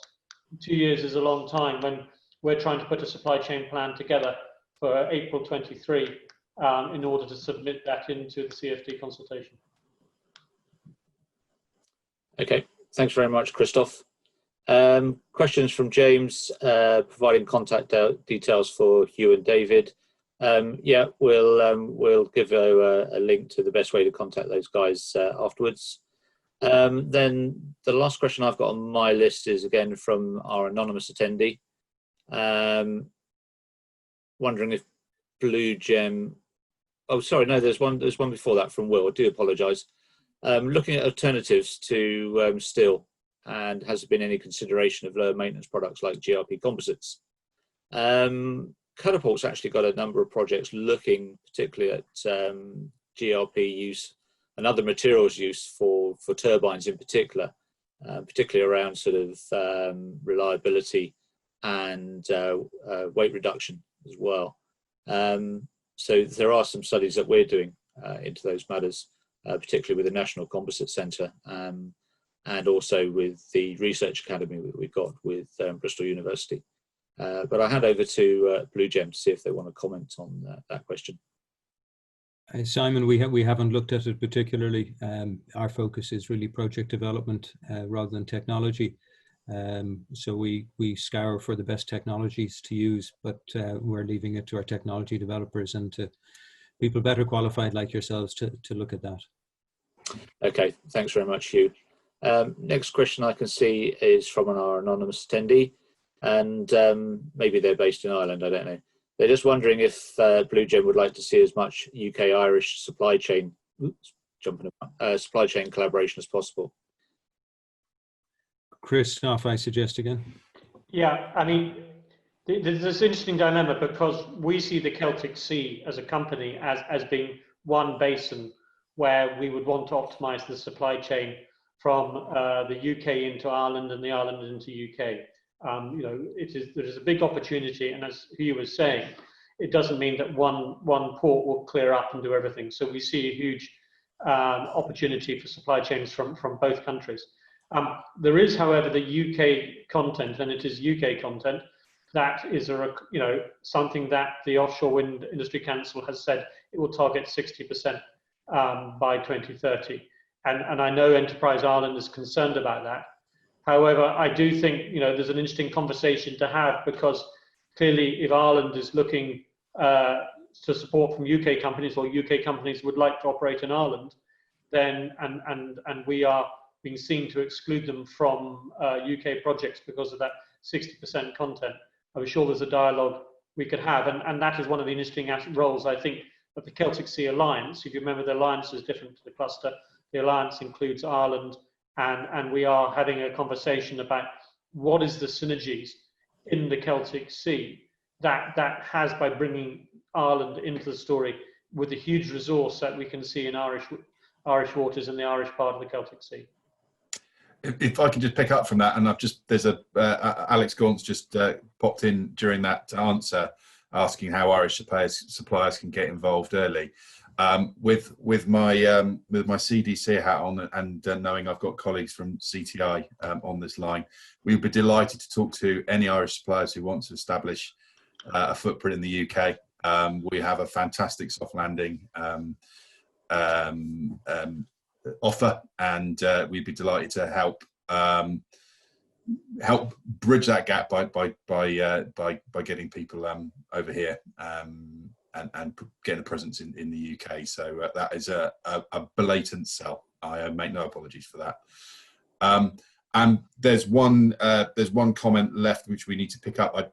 Before we get to that though, because I think it's something which is worth comment.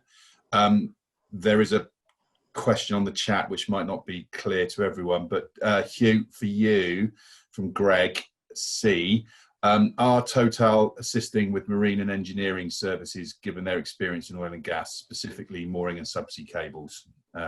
It's a fairly direct question. Yes. So the Blue Gem Wind team is made up of people from Simply Blue Energy and from Total. And our hull and moorings package lead is from Total, Benoit Grovel, and we tap in to Total's expertise whenever we can, because we'd be mad not to.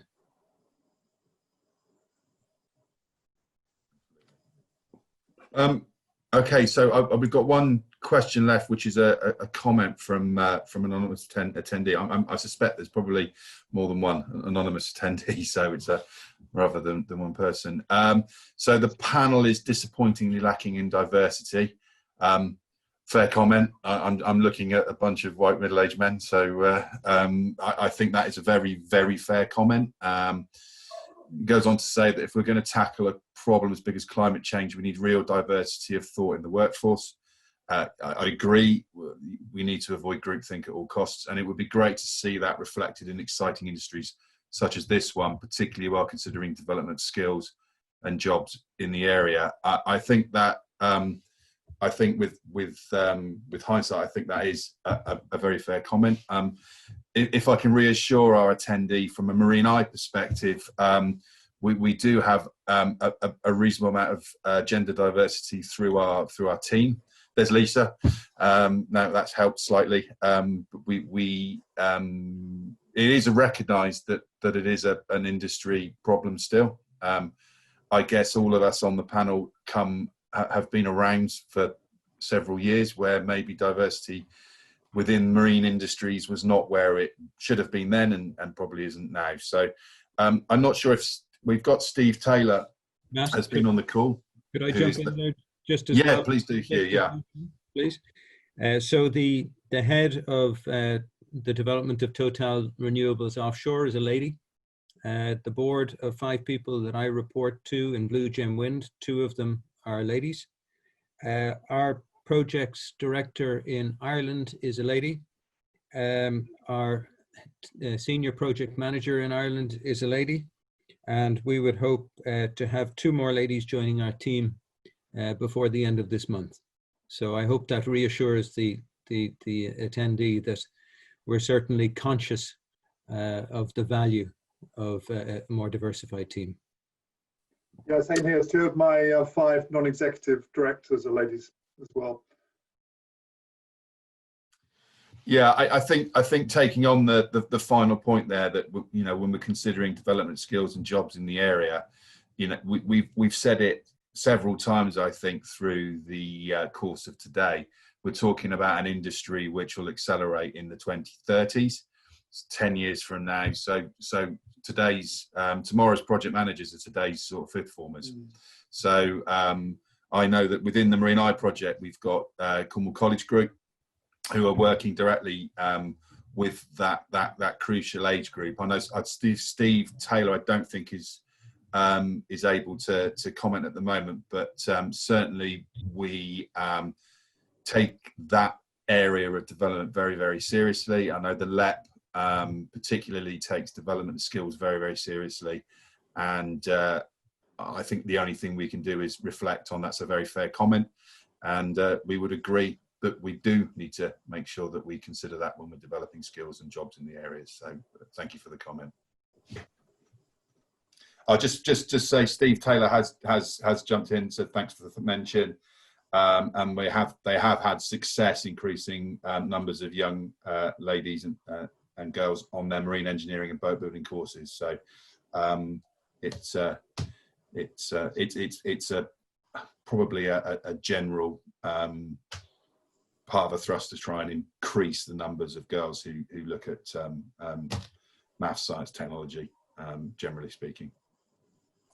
From a catapult perspective, we've got 3 ladies on our board, and then from an engineering perspective, a lot of our engineers, at least a third, if not half, are female, and we're seeing a lot of female graduates coming through the system now into the sector, which is really encouraging. We've got one more question has popped in, and I will. What is the lifespan of a floating turbine? Who wants to take that one? I'd say it's the same. I'm happy to take it, but it'd be the same as a fixed turbine. I think the interesting question is, what's the lifetime of a floating floater? That's the interesting question, because it's what, and will we be, whether they're concrete or whether they're steel, open question. Doesn't really matter now, because we're talking about something which is happening in 25 years time, but that'll be the interesting question, because could we just repurpose the floaters with new turbines in 25 years time and get 50 years life out of them? Why wouldn't we want to do that? Open question. Hugh, I saw that you unmuted just before Steve spoke. Have you got, I mean, presumably you've got a view on what the lifespan of those turbines, those floaters you're potentially going to use for Erebus are going to be. Is that something that you can share, or? We're designing for 20-25 years, but I think Steve put his, he said exactly what I was going to say. It's more about the floaters. And only time will tell. At the moment, it's theory, obviously. I believe we had Lloyd's Registered was potentially on the delegate list for this, so potentially a little bit of work on what happens when you get to 25 years and how do you extend it, but maybe cross that bridge when we get to it. So let me just take another look. Okay. Just while you're looking there, Matt, I'll just qualify one point. I know there's been a little point that you've had one female on the call and that she hasn't said a lot. So just to clarify, my role in the project is as project manager of Marine Eye. So I'm here to manage the whole ERDF part of the project and the partnership within that. I'm not an expert in floating offshore wind. I help coordinate these sessions and set them up, which is why the sort of experts have been brought in as guest speakers to both speak and answer questions specifically around these areas. If you do have questions around, obviously, the Marine Eye project, I'm happy to get involved there. Thanks.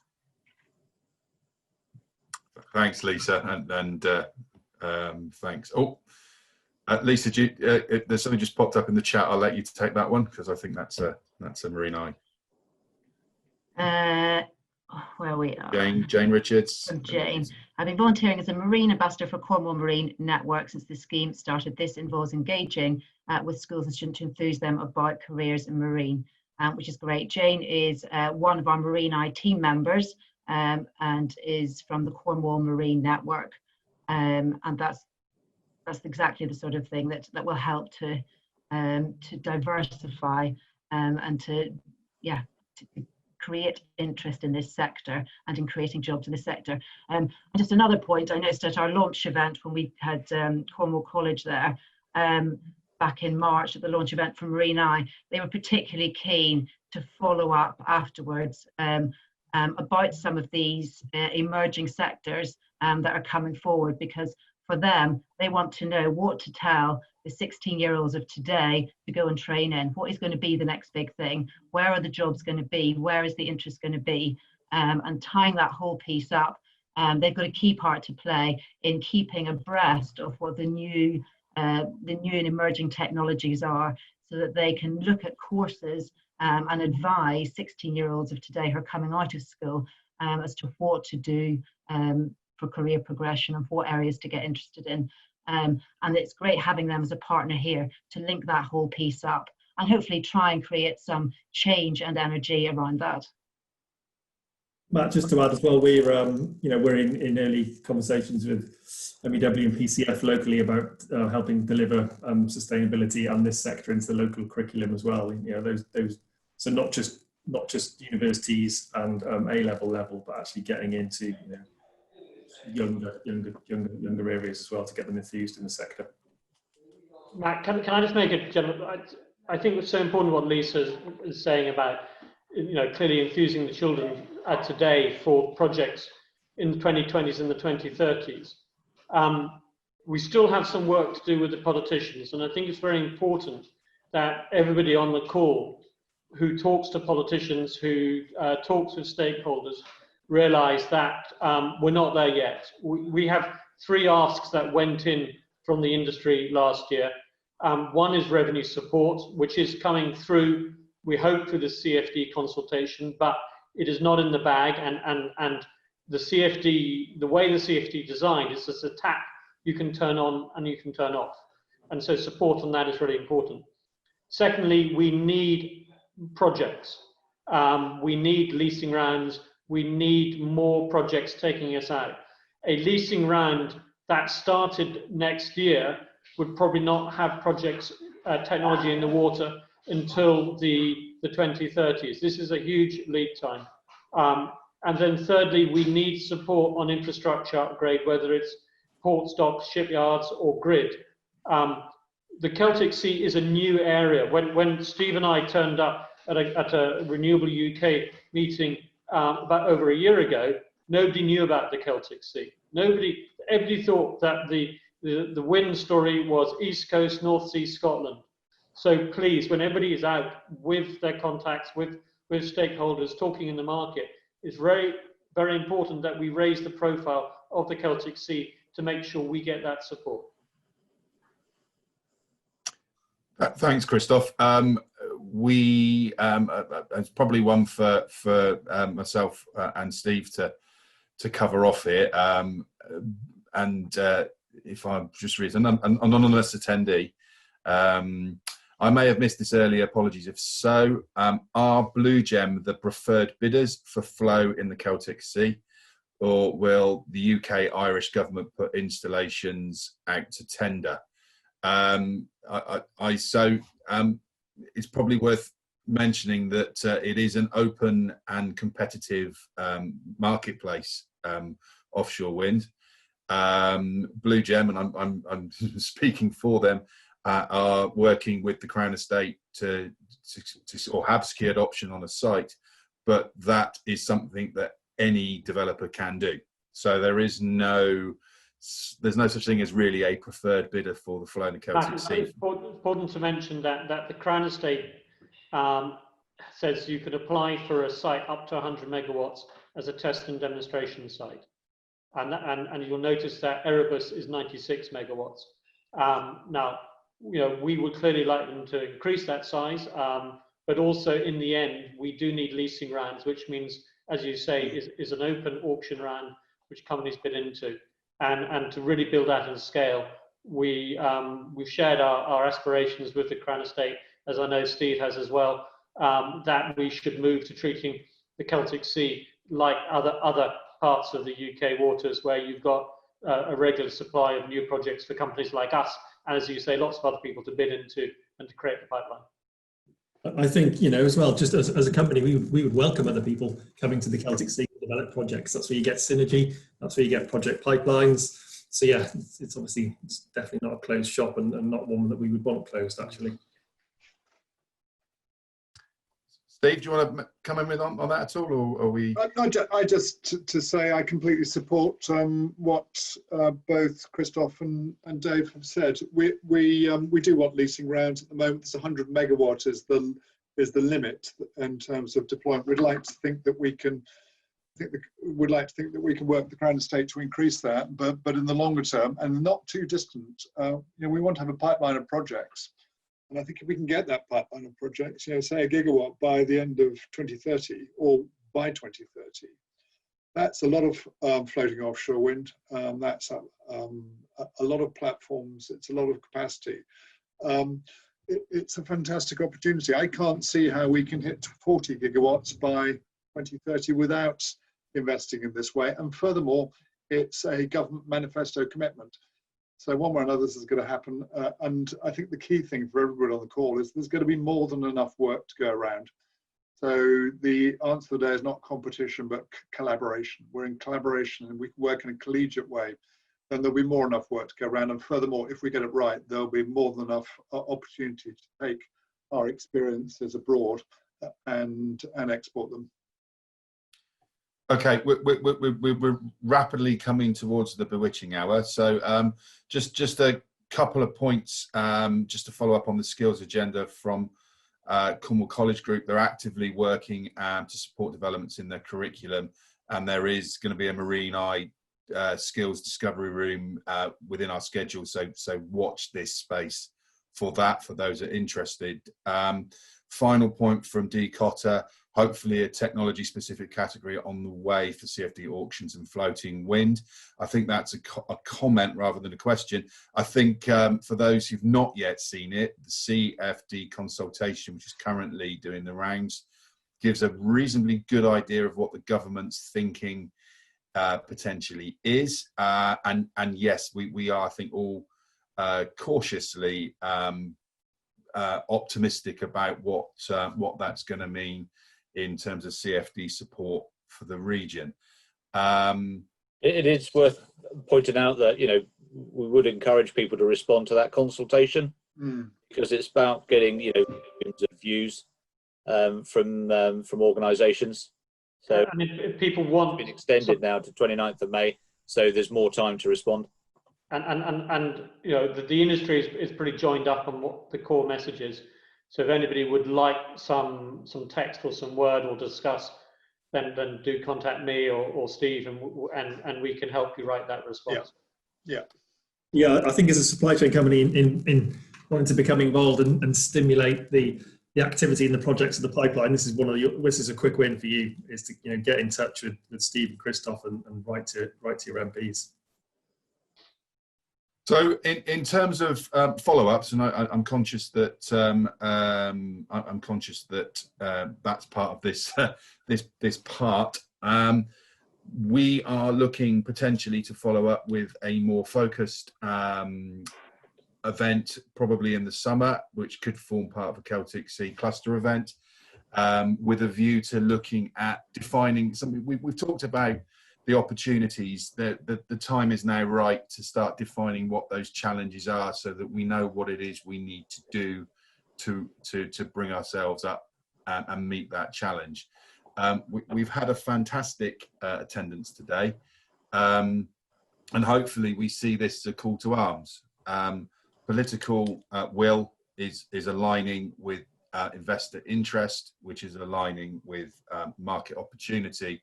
This is an industry that is going to happen. We've got a choice as a region. We can either have it done to us, or we can make sure that we are at the forefront and playing our part. And so the fact that you've attended today means that you want to play your part, which is great news. Now the easy bit is making sure that we do it. That's easy though. We'll sort that. So that's it from me. I'll let Steve, Simon, and Lisa and Lars wrap up.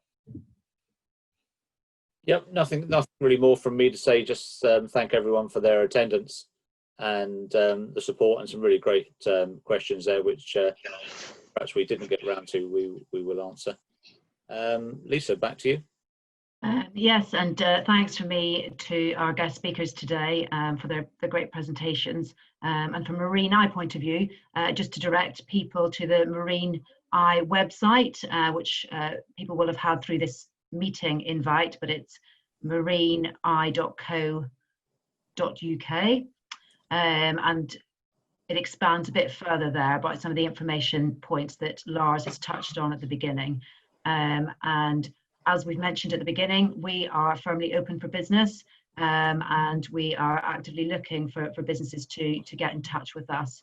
And we'll spend some time with you talking about how we can work up and assist with any project development. Okay, Lars, have you anything to add? Not a lot to add anymore, I think so, except to thank everyone, I think, who attended. I think so the future opportunities are large, and everyone, I think, so can take a part on this. So, and I said, by Lisa, Marine Eye is open for business, and I think so we heard quite a bit about diversity there. So as said, upcoming discovery room there on skill set is to come. So keep an eye on this. So thank you very much for everyone to attending this event.